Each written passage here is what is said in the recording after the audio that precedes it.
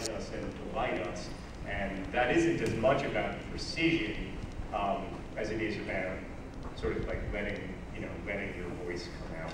It's a terrible phrase, but that's the only way I can describe it. To bring us around to the Swoopy Coopers. Everybody turn off their phones, for God's sake. I had such a good transition going there. Okay, bring it around to the Swoopy Coopers. One of the things that I enjoy so much about those videos is like this kind of wealth of story. Everybody in the team, even those who don't contribute, in a sort of statistic way. They all contribute. Well, they do. In the locker room, they're all. Some of it doesn't show up on the stat sheet, but it's. Quick background for those of you who don't know what we're talking about. I play FIFA on the internet, and I created a fictional team called the Swindon Town Swoopy Coopers that are based on this real English soccer team called the Swindon Town Robins. And I've taken Swindon Town from like the lowest level of English professional football to now we're in the Premier League, and we get to play all the good teams, but we still have a lot of our same original crappy players. We're really bad, but lots and lots of people watch this on the internet. I mean, this fictional team that I've created, and there's all kinds of fictional narratives. Like the two strikers are married, and like there's lots of stuff going on. Tough loss you guys just suffered. We did, yeah. I mean. Yeah, it's been a really, I don't want to complain, but it's been a really frustrating run of play for the Swoopy Coopers in the last couple of weeks because we've gone on a great run and we just have not found our form at all. It's frustrating.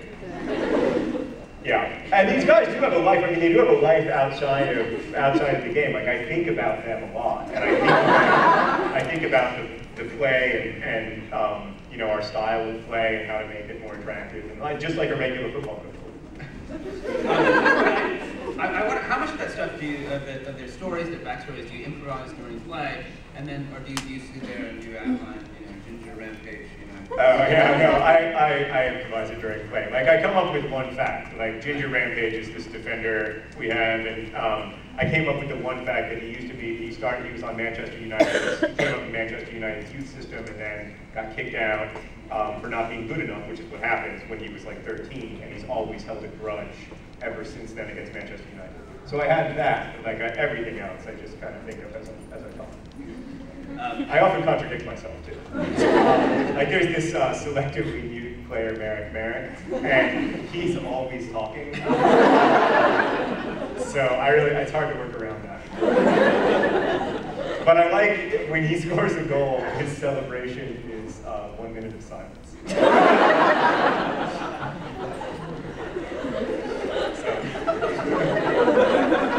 doesn't score much.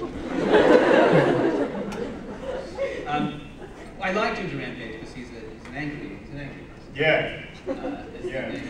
Yeah. He wanted it. He was captain the first time we beat Manchester United. Yeah. I made him captain. Yeah, it meant everything. And I feel like anger's like a big sort of issue for me. I write about anger a lot. It's something like I sort of struggle with in my personal life. And one of the things that I always think of when I read your stuff is that you write anger very well. You don't seem like a very angry person. I get Where is pretty that? angry Is it in there somewhere? You don't seem like an angry person. I don't? No, not right now. But I'm sure that sometimes like your editor or publicist calls you or something, or your agent, there's probably someone that you feel kind of comfortable being angry in front of, and then there's like a level of venom that like no one could have ever imagined. Not you though. No, that is me. Like just the filthiest string of profanities you've ever heard. Me, like, I remember I was right before the Fault in Our Stars came out. Like those 2 months were like the most stressful time of my life because I knew that there was just a lot writing on the book, and I remember I was on a bike ride, like trying to do like relaxation techniques. And I was on a bike ride, and my editor called with some very small piece of bad news. I can't remember what it was, but I think it was that there were going to be some people in England who didn't get pre-signed pre-orders because of Amazon UK being stupid. And I like flipped a switch, and I'm on this bike path in front of hundreds of people, screaming. And so yeah, I do know. I mean, I know what it's like to feel angry, certainly. And I like to write about anger because I think, particularly for boys, it's sort of where desperation goes. So like in The Fault in Our Stars, there's a scene where Augustus gets very angry toward the end of the book, and it's, you know, for us, anger isn't really just about anger usually. Like in that case, I was angry, but I was mostly angry because I was scared. And the link between fear and anger is really interesting to me, and I think, you know, when I write about anger, I try to be really writing about fear. As same as in your books, in some ways. Yeah. Yeah. No, they aren't. I don't know about it as much about it as I should. I find anger itself very scary. I kind of bottle it in, you know, most of the time. And then, yeah, the switch flips, and you know, you're just like, I'm gonna be that guy. I'm gonna yell in the Denny's. And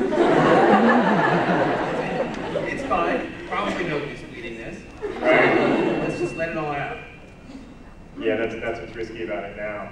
Is that all those people on the Monon Trail in Indianapolis might have been, any one of them might have been like, but I like that guy.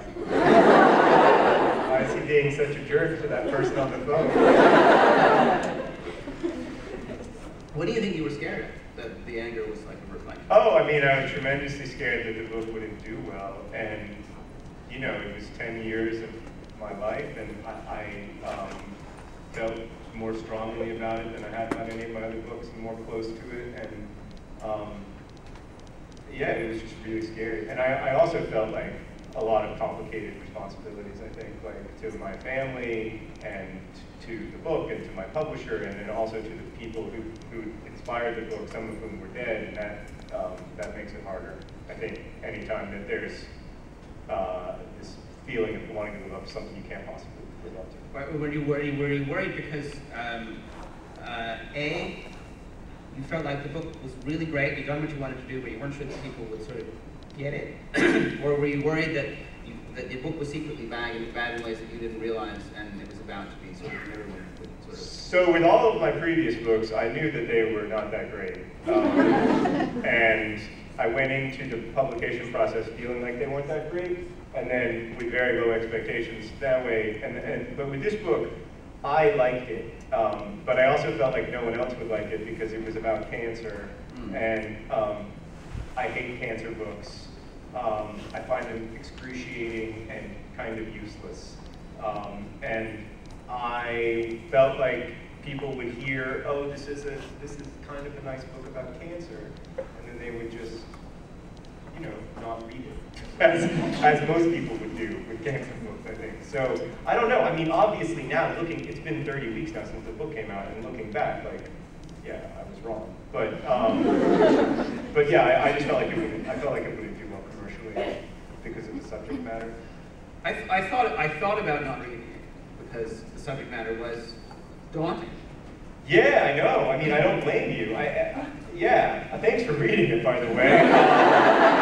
For those of you who don't know, Lev reviewed The Fault in Our Stars in Time magazine quite generously. So I do appreciate you reading it. I think there was a lunch for you in New York City. There was. And I was going to go. Yeah. And I kept sort of, I wanted to go, but there was this thing I had to do, and I thought maybe I can get out of the thing or move it. And then, like that morning, I was like, this thing is not moving. I can't go. So I had to call the police to say I wasn't coming. And then I felt bad about that, so I thought I should read this book. Oh! So shitty about not having gone to lunch. And then, of course, thank God. Once I opened it, I think you're the only person who was invited to that lunch who actually wrote about my book. So clearly, we should try that more often. Invite people when they don't come. That's good news. So yeah, no, that. But I was very well. I mean, in a way, to be honest with you, I was more excited when you tweeted about it. Because I didn't know if you were going to write about it in Time or anything, but I just liked your work so much. It was cool that, like, what I think of as an adult writer, whose work I like a lot, who had read my book, because that was still before it came out, or right after it came out, so I was good and still right. The other thing about The Fault in Our Stars was that only about 20 people read it before the publication date, which was just terrible, because you know, usually you have galleys out for months and people, you know what people are going to think about it, basically. Do you don't have sort of beta readers or that sort of thing? Or? Well, with this book, they were super worried about piracy, so they let, you know, like they let my wife read it, I guess. But no, I mean, I don't have a ton of beta readers. I have my wife and my editor, but I trust them absolutely. How about you? Do you have a ton of people? Can I get on the list?